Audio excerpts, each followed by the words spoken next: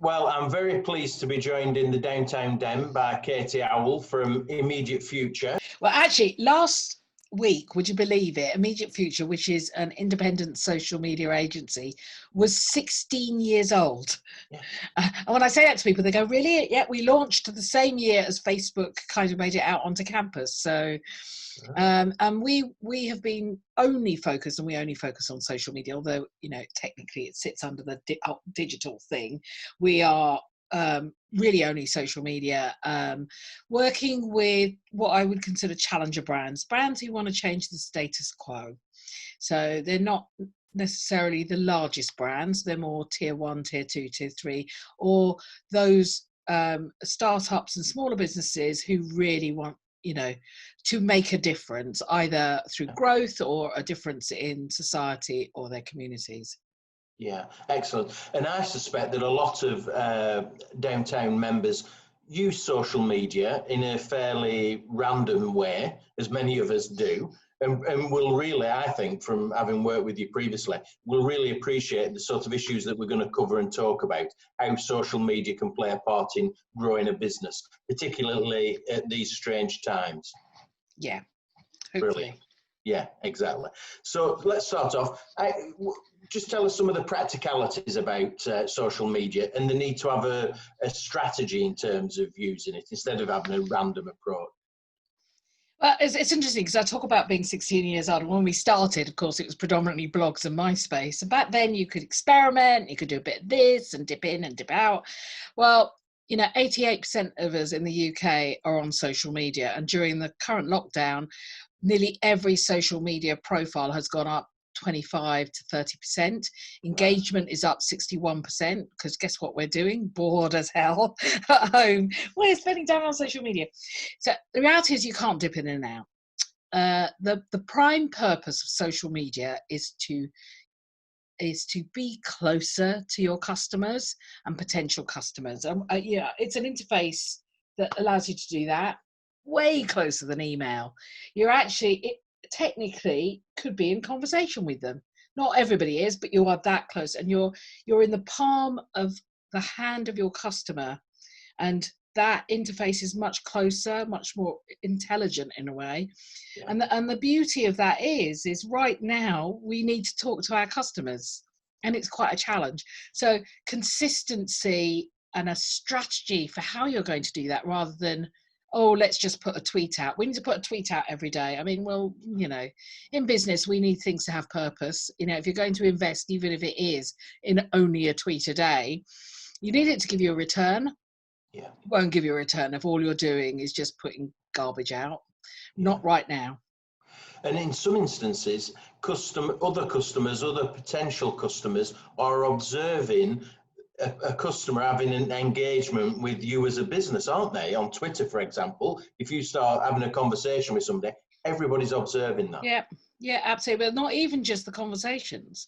So if you are putting out crass statements, if you're saying buy now, and when people know that 90% of your staff are furloughed, and you're being aggressive or salesy or tone deaf, then actually they will pay a lot of attention to that right now. While people are doing that and spending time, that they're very affected by how brands are behaving, and that isn't just in store, online, or in on TV. It's very much how they behave in social media.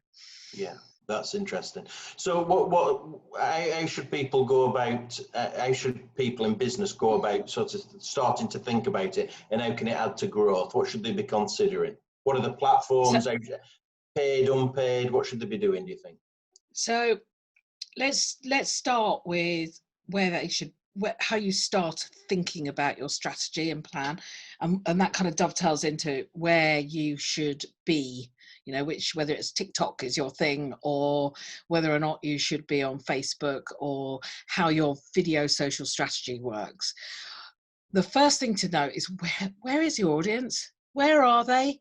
Because that's the bit that matters. And often what we'll find is that it's not a demographic audience. It's not, just the UK, men over 50 or 30 something families, family sort of size business people.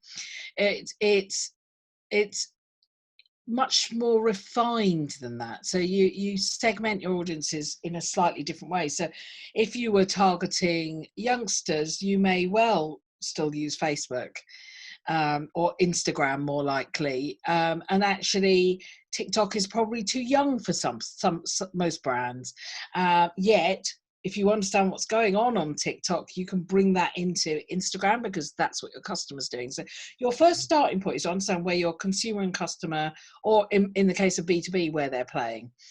For instance, in B2B, people might be on LinkedIn, but they only tend to visit once every 60 days. It might shorten a bit during the current climate, but actually they don't go there every day. Where they go every day is Facebook. And the best place to do B2B business right now is on Facebook. Wow. So it's really important that you understand where your audience is and don't make assumptions. Once you've got that in place, then you need to look at what matters to your audience. Where are their pain points? Where are their passions?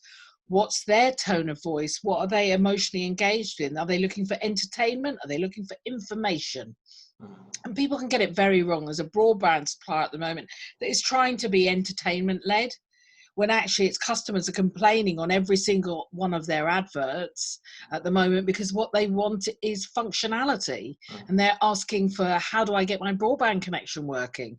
They're not interested in how funny they are, they're interested in functionality. So that really matters. So you have to really think about that. And then there's lots of things in between that, but in a short summary, the biggest failure I see with social media activity is there's no end game. There's no goal. The goal, a goal to get more followers is not a goal. It's like saying, I want my salespeople to go out there and I want them to shake hands with as many people as possible. I mean, it's just like, yeah, it doesn't result in something. What's the point of it? So as we, double down on our budgets, the question you should be asking yourself is, how will I measure the performance of social media? Now, social media is a poor direct sales tool. I'll tell you that right now. What it is what we call top of funnel. So it will help you get reach. And inevitably what happens is, if you're a big ticket item, like a holiday, for instance, or a car, nobody's going to buy that from social media. But what they will do is go away and discuss it with friends, do some research, and then they'll probably return via search. So the reality is, what you're trying to do is get your reach up there, the impressions out there, to get people to understand and engage with you and put you first. And you can see brands doing this all the time really well. So company after company is going out there and positioning itself so that when people are able to spend, if they can't spend now, they will be the brand that will come first to mind. And that's what you should be focused on now, is memorability. So what you're saying, social media is crucially important, no matter what size your business is, because it's these messages that you're putting out there, whether it's by video, just chat or conversation on Twitter. If it's in the name of your business, your brand, then it's crucially important. Oh, absolutely. And it needs to represent your voice. You need a bit of personality. I mean, let's face it, Simon, you and I had a conversation about that. B2B or B2C, it doesn't make any difference. The reality is, who wants to have a conversation with a brand? Right. So you need some personality. I mean, take a look. I mean, it's often quoted, but Innocent Drinks, they have personality. They sell fruit drinks. That's what they do. Okay. Nobody wants a conversation with a carton. But they will have a conversation with Innocent Drinks, because Innocent Drinks is fun. It's got a personality, and your personality doesn't always have to be funny or humorous. Your personality could be it could be serious, authoritative, it could be thought leader, it could be leading the way, it could be innovative. You want to develop a personality that people understand why they're connecting to you. If you are a faceless organization in today's world, you remain faceless and with very few customers, because nobody wants to talk to you. So you want to build that kind of relationship that is closer, more one-to-one. Yeah. And you've got to be responsive, I guess. It's not a one-way engagement, is it? It's not just putting a message out there. It's not like putting a billboard up, with an advert on it. Well, it can be, actually. It can be, and it can work very well like that. As I said, for some brands, comments and conversations. So if you target the C-suite, for instance, we work with a client that targets the C-suite. C-suite rarely comment on anything, but they do watch and they do click through links. So we know that they are there. So interesting enough, we know what their behaviors are because we can see them, but they're unlikely to actually have a conversation with you. And if you sell something very utilitarian, is that the right word? Utilitarian, like car tires or something we don't tend to get emotional about, then actually people may not have a conversation with you. In fact, the biggest driver of social media is creativity. In this noisy world where now it's got even noisier, social media, you have to grab attention. And what matters more now is the kind of creativity that starts the storytell, that is beginning to engage the user and understanding your brand, your purpose, the things that matter to them more. And that is a long-term play. It's creativity, not just in visual, but in thinking, and that matters more. Right. Yeah, that's really interesting. And what about paid, unpaid? I'm not very good on Facebook at all. I spend a lot of time on Twitter, probably too much time, but I see promotional adverts on there. Presumably they work because companies are paying for them. You need both, do you, as a business? Yeah. In fact, so unpaid is called organic. Right.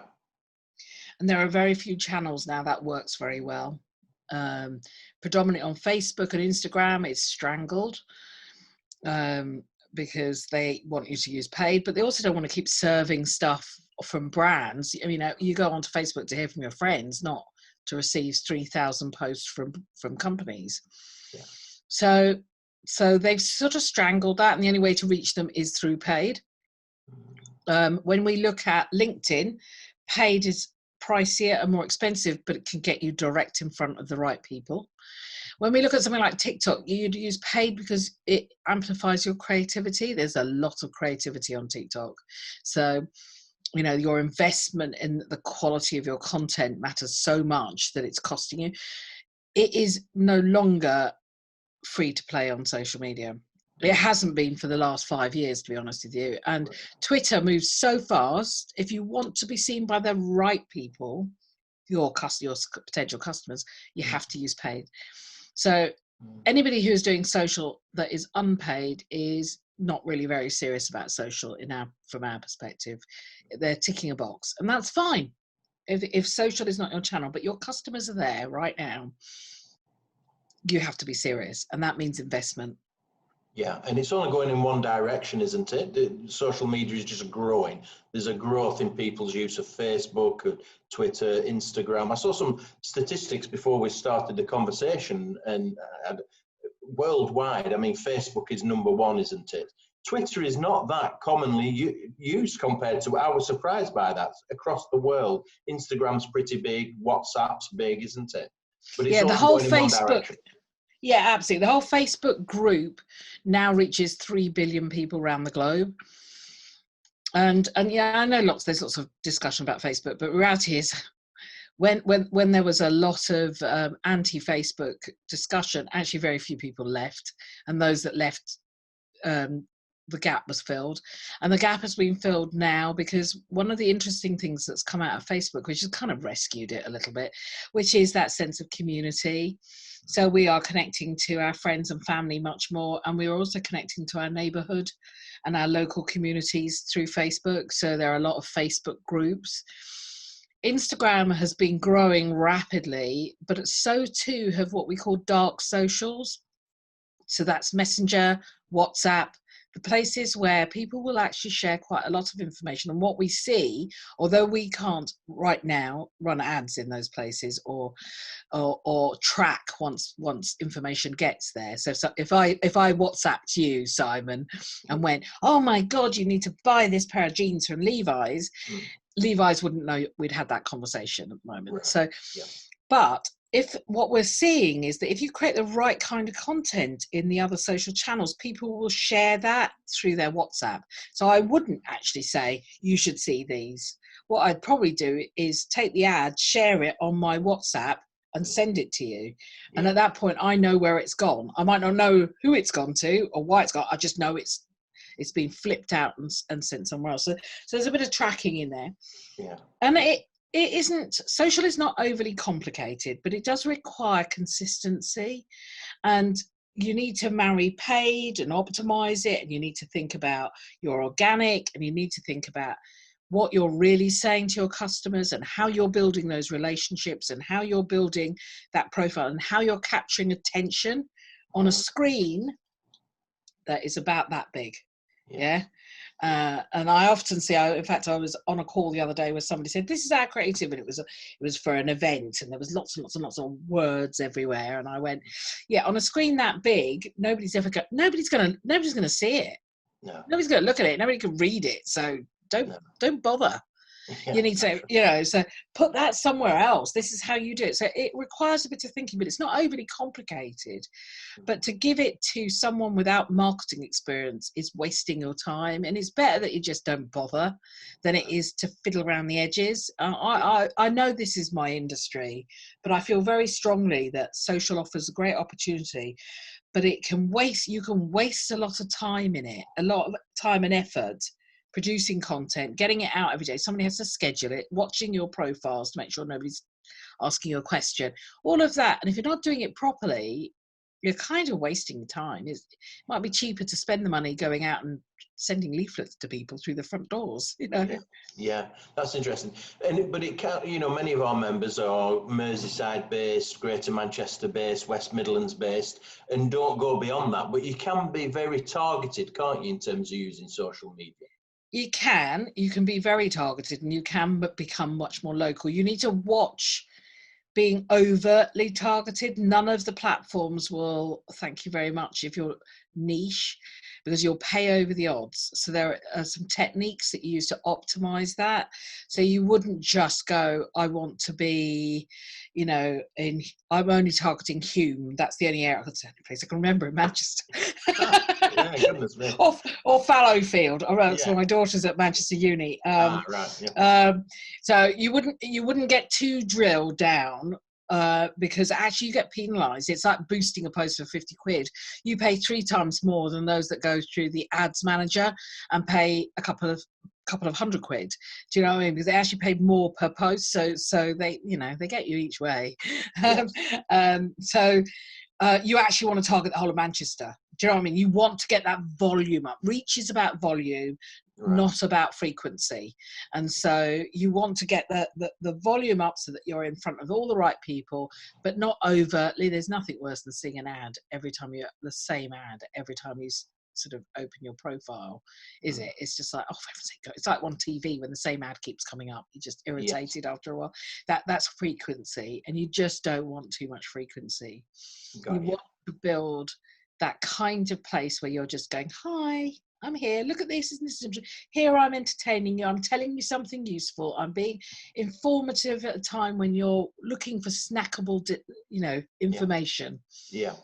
And talking of snacks, let's talk about some examples of some good examples of social media. I always think of Greg's Bakery being particularly good, not just on social media, which they are good on, but in marketing generally. I mean, they really sort of generates interest in the brand, don't they? Absolutely. And when you think about things like even in the past, the vegan sausage roll, which was very PR-y, very clever, but actually it's more than that. It's creative and attention grabbing. And they did a very smart thing in social media, which is they created a 3D ad, made it very much like looking at the space shuttle, as it turns, and then there's an arrow coming down going, this is the top of the space shuttle and these are the fins, and it kind of did it like that in a very sort of iPhone-y way. Was the best way to describe it. Really class. And that is an audience that understands that they understand their tongue-in-cheek audience. People who eat at Greg's quite often, they're quite happy to take the piss out themselves, basically. They understood their audience. And you see that again and again. And Aldi, the same, that they've, in recent weeks, they've carried their carrot character through their COVID advertising, building that warmth and togetherness back in, instead of just spouting about it. And they've done exactly the same on social. So you see a number of brands have understood the temperature of their audiences and gone out and won, as a consequence, a lot of value and loyalty, as well as, the most important thing, is they're memorable. So when people are ready to buy, they know who they're buying from. Yeah, that's interesting. And what about, I saw you sort of engage or discuss on Twitter one particular brand, Dishoom, I think, Indian restaurants, and I think somebody had sort of pirated their recipe book, but they sort of managed that and owned it in some way, didn't they? Yeah, I just love it when you see basically good crisis management. So yes, somebody had pirated their book, and obviously, can you imagine, all restaurants are shut down. They've launched their book on how to create their blooming amazing recipes with lots of backstories and interesting insight into the Indian cuisine. They launched this book. Of course, it's an income, of which part of the proceeds are also going to the hospitality charities that are helping the industry. And then somebody pirates it by PDFing the whole thing and making it freely available. So the temptation would be to send out a cease and desist, wouldn't it? But of course, this thing is in the wild. And so one person sends it out free, that person then sends it out free. So who do you send the cease and desist to? Because it's just escalating. So really, really smart. I'm just going to read you the first tweet they sent. And they sent out what's called a Twitter thread, which is a tweet that is like linked to another tweet and another tweet and another tweet. And it says, "Dear good people of Twitter, I guess some cheeky so-and-so has pinched our Dishoom cookery book and is sending it in illegal PDFs to everyone and their nice auntie over everyone and their nice auntie over WhatsApp, Twitter and the like." And it's a really soft, if you say good people of Twitter, most people on Twitter, everybody likes to think of themselves as a good person.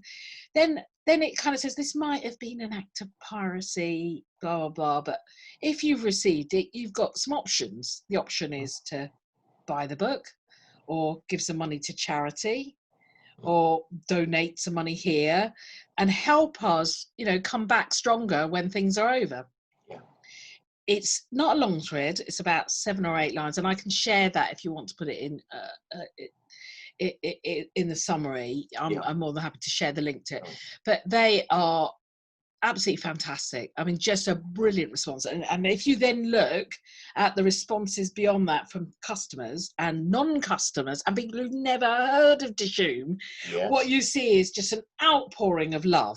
Outpouring of love, because they handled it beautifully. And that's what I mean. You cannot put a junior person who's not worked in marketing or communications onto your social media, because it is your voice. It's the voice of your company. And there are so many better ways in which you can use the tools in front of you than just spouting out about what sale you have on, or that people can buy this cheaper here. Excellent. It is a good example. And any other examples that spring to mind for you, Katie? I think that most of it, I'll tell you what, rather than give you an example, one of the things I've been really proud to see is how many small businesses which have really suffered, and particularly those in the retail industry, and these would be sort of smaller franchises and local businesses, have, as I hate to use the word pivot, but they have pivoted their businesses, and they've pivoted the way they work. But they have, because often the CEO or the owner or the manager is working in social media, it becomes wholly the voice of the brand. Yes. And because they've got a bit of time on their hands and they're desperate to make their businesses continue to succeed, that's exactly what they're doing. And they are creating, so I could mention our local greengrocers or shop around the corner who are doing a fantastic, none of you would know who they are, but for ours and in our community, they're doing a cracking job of being supportive and really understanding their local community. So there's, rather, it's easy to call out the big guys with the big budgets and the deep pockets, but the smaller companies that I see really understanding how social works and beginning to build that out. I've seen some really fantastic work. That's a really good example, isn't it? And the pandemic, then, one of the perhaps one of the plus sides of the pandemic is that it's dragged some local businesses who were disengaged from social media onto one or two platforms so that they engage with their local community and sell goods and services, you know, during the pandemic. Yeah, absolutely. Yeah, brilliant. And there are, you know, it's very hard to go, and there are positives out of such a dire situation. I was on a call this morning talking about, you know, we've already had in our business 2 bereavements with our colleagues. You know, you sort of kind of difficult to go, and here's the positive, you know, in such a horrible situation. But it's also terrible to sit here and beat our chests. You know, we're in business, and most people that I have met who run small and medium-sized businesses, who are really at the coalface of things, I am extraordinarily proud to know so many of them that are amazing problem solvers, that are going, well, I can't do this, so I'm going to shift here, I'm going to change gear here. And I'm seeing some extraordinary positives where businesses that are completely shut down are still volunteering, or still providing PPE where they can, or still doing something really. It's just very heartwarming, and I think we have to cling to those positives that are coming out of it. From my perspective, of course, social has never been busier, but there's also been a dragging in of audiences we wouldn't normally see. So the boomers have joined because it's a way of talking to their grandkids. The people who have, you know, the later Gen X's who are struggling a little bit sometimes with their social, have suddenly started doing TikToks and dancing with their daughters, and it's fantastic to see this upsurge in community. Simply just saying hello to one's neighbours, who, you know, who you should know, but you don't know because we all lead such frantic lives. So I think there have been some enormous positive things, some great things have come out of it. Of course, you know, in a time of crisis and change, there often is a sudden switch up of entrepreneurship, and I'm seeing that across the board. Yeah, and let's just before we finish the conversation, Katie, what have been the highs and lows for you of the pandemic? Is there anything you've particularly enjoyed? What will you do differently? It's certainly changed things, hasn't it? It's changed the way we work, I think. Yes, but as a digital business, we have moving to working from home is not a problem, and we miss each other. We're a creative business, so we like to work together. So we will be going back to work. We've always had flexibility in our work front. Some of our staff work quite far away in the home counties, and so travelling for office locations Tuesday, Wednesday, Thursday, and then work from home the bunker sides of the weekend. And so that bit has not changed for us. What has, I think, on a very personal note, is I've got closer to my team because you know, you tend to have a little hierarchy in your business, and you tend to find that, you know, you talk to your leadership team because that's what you've got time to do, and the leadership team talk to the rest of the teams. But because we're in a level playing field, because we're meeting every morning to discuss what we've got going on in the day, that has been that's been lovely. I've really got to know, you know, and I'm in my mid-50s, and I employ staff who are in their early 20s, and it has been a real pleasure to get to know them and to see how they think and what they're interested in, and share Netflix reviews and recommendations, because we're all a bit better. Share recipes. We've had so much fun. Yeah, I've really enjoyed that interpersonal bit. That's good. Really enjoyed that bit. There has been some frustration. Although our clients are still active, in terms of talking to new businesses, there's been a shying away of talking to customers. So brands are not talking to customers. They're closing down their marketing, and I get the fear factor in this, but your customers tend not to forget that you went silent, or we're seeing an acceleration of some of the issues that were already sort of flying out there. In particular, is this company a company for social good? So your behavior matters. Yeah. Do I trust this company? Trust was always, you know, it was getting a bigger and bigger issue. Yeah. it's now a substantially big issue. It's accelerated through this process. So brands that go silent or turn the lights off completely are actually making a really big mistake. And there's some Kantar research that's just come out and said that 38% of consumers are already saying if they haven't heard from that brand, they're not seeing them, they're not buying from them. So that might not sound like a lot yet, but give it a couple more weeks, it will keep growing. So I think to turn off your marketing, and I don't just mean social media, any form of marketing, is kind of a very daft move. I know it's tough when it's staff or premises and marketing, but if you want to keep the lights on in the future, you need to turn them on now. Yeah, really interesting. Some real lessons being learned during this pandemic. It's been an absolute delight to chat again, Katie. Really appreciate it. I'd say to people watching this, immediate future is the business. Check it out and learn more about it. You learn a lot about social media from you guys. Really pleased to have the conversation in the Downtown Den. Thank you very much. Oh, pleasure. Thank you for having me. Thank you.